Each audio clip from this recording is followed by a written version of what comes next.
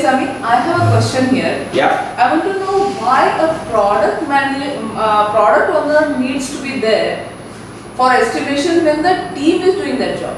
Okay, fine. Why should product owner be there in the estimation meeting if the team is themselves going to do an estimate?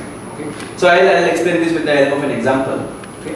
So I'm going to put some animal names on the screen here. Okay. Dog, tiger, bear, giraffe, and rhino.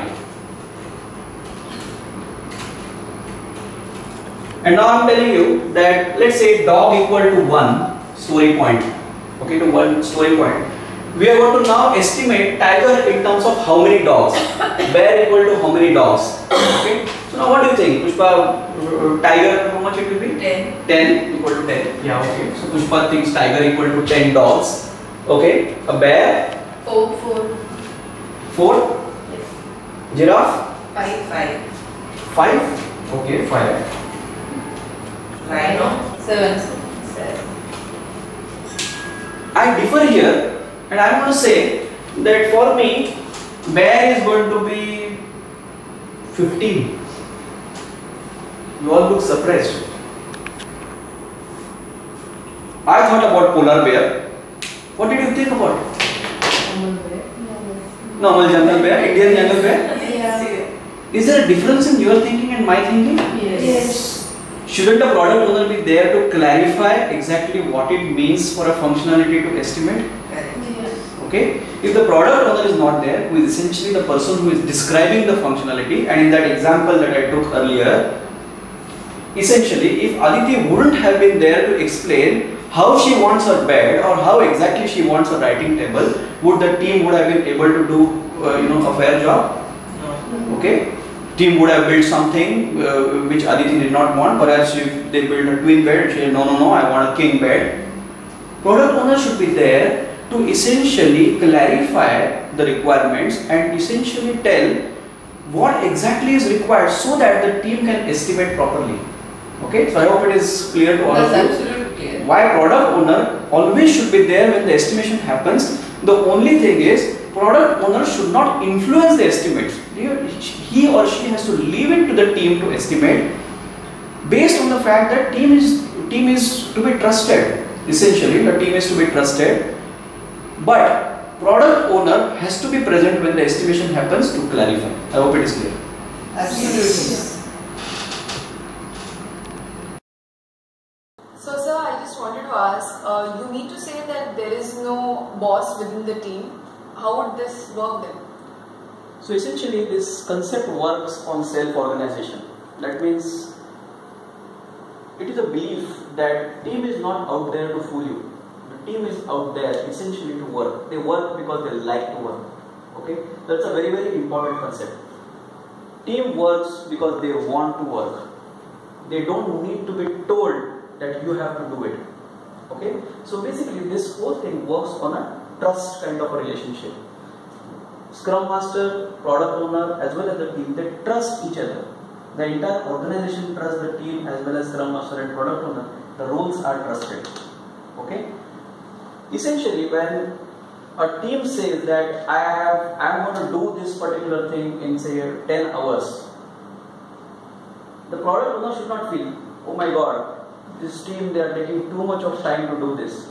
He should think, well, I think they may be right. Let's see and evaluate whether their estimate is really right. Okay?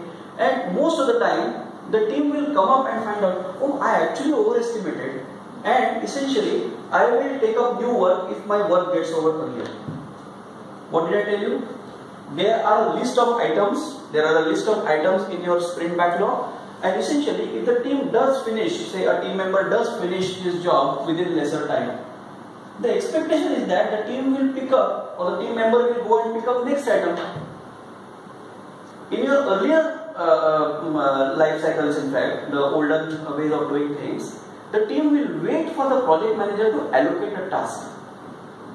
So suppose you get your work done earlier, what might happen is team member might say, well, let me just go to my canteen and let me just enjoy it.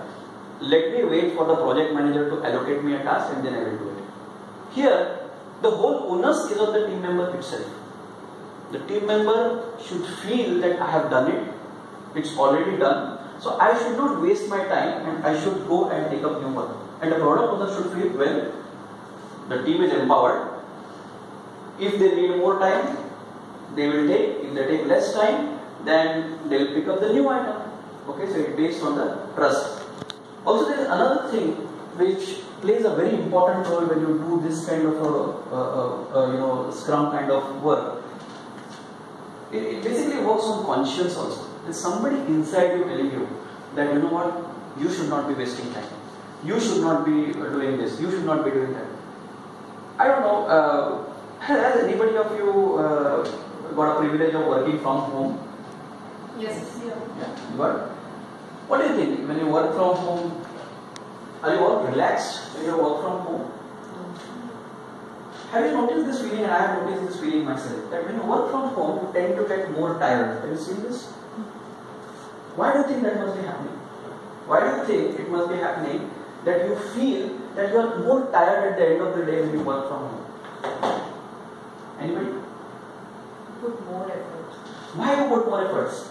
Because you feel guilty. You feel guilty? Why would you feel guilty? Because I did not do something which I was supposed to do in my office hours. It's a very, very important concept I want you to understand. There is something that you feel that you are getting a privilege which you should not misuse. Right.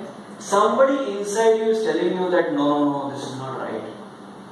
A lot of the time this works. I personally noticed this, that if I happen to work from home, if I am seeing suddenly go and start seeing, say, Virat Kohli century, then immediately after seeing the century, I tend to switch off my television. Why would I do it? I evaluated this myself. And then I found out that there is somebody internally telling me that, you're doing something wrong, it's time for you to get back to work. You tend to actually put in more efforts when you start working from home. Okay? So this is another thing which basically is very important for all of you to understand, that trust and internal conscience, this is what keeps the team going. And this is essentially what the entire, when I talk about Agile mindset, I talked about Agile mindset quite a bit. This is exactly what needs to change when you think Agile. It's not about the Scrum part of it, it's not about the process part of it, that's easy. That, you will get to know maybe 6 months, 10 months. What has to change is here the mindset essentially. When you change your mindset, essentially that thing comes into you, and then you will start getting self-organized. And the whole pull system, that is, I talked about Kanbans also a few minutes back, the whole pull system starts working like this. Okay? So I hope you understood how it may work. Okay? It's a long-term strategy, it's not a short-term. You need to have a lot of patience. Agile projects don't work just like that. Within 3 months it started working. It takes time, and obviously, as I told you when I did my introduction, it took 3 years for us to just get into an agile mindset when we did that whole transformation in ABN group, right? So it's a long-term thinking. It's not a short-term thing. Okay, short-term maybe your productivity will go down a little bit, but it will come up as long as the trust builds and as long as the team starts working with each other. Okay, I hope you understood. Shall we move on to the next point? Sure. Understand the exact difference between the acceptance criteria and the definition of that. Okay, difference between acceptance criteria and the definition of done. I'm going to explain this. Let's go back to our example. Which we did explaining Aditi's nice interior decorated house. Okay, so we had essentially a set of items here in a product backlog. Am I correct? We had a set of items in the product backlog. They were taken up into a sprint, and essentially an increment got produced, right? The increment was that nice Aditi's house, and that initial increment was a garage, right?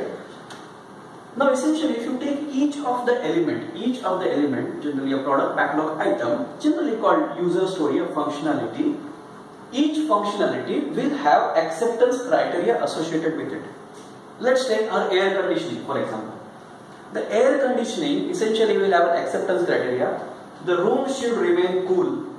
If there are 5 people in a room for 1 hour, still the temperature should be sustained at 25 degrees Celsius. One of the acceptance criteria. The air conditioning should look good. Okay, another acceptance criteria.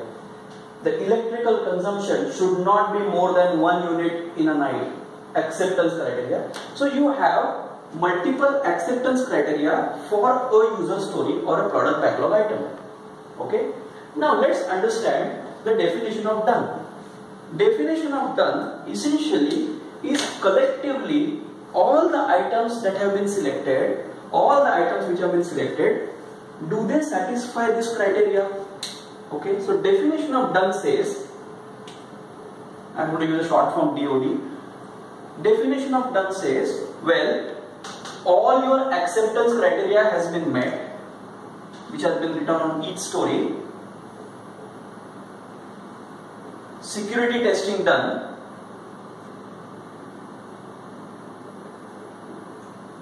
Actually load tested, and maybe another 2 or 3 points. Essentially, all your elements, let's say product backlog items, are essentially going to have acceptance criteria for each item, and all the items will have to basically meet the entire definition of done. Okay, so acceptance criteria is for one user story, and definition of done essentially is an agreement that along with acceptance criteria, what all other things need to be met. Okay, is it clear? Yes.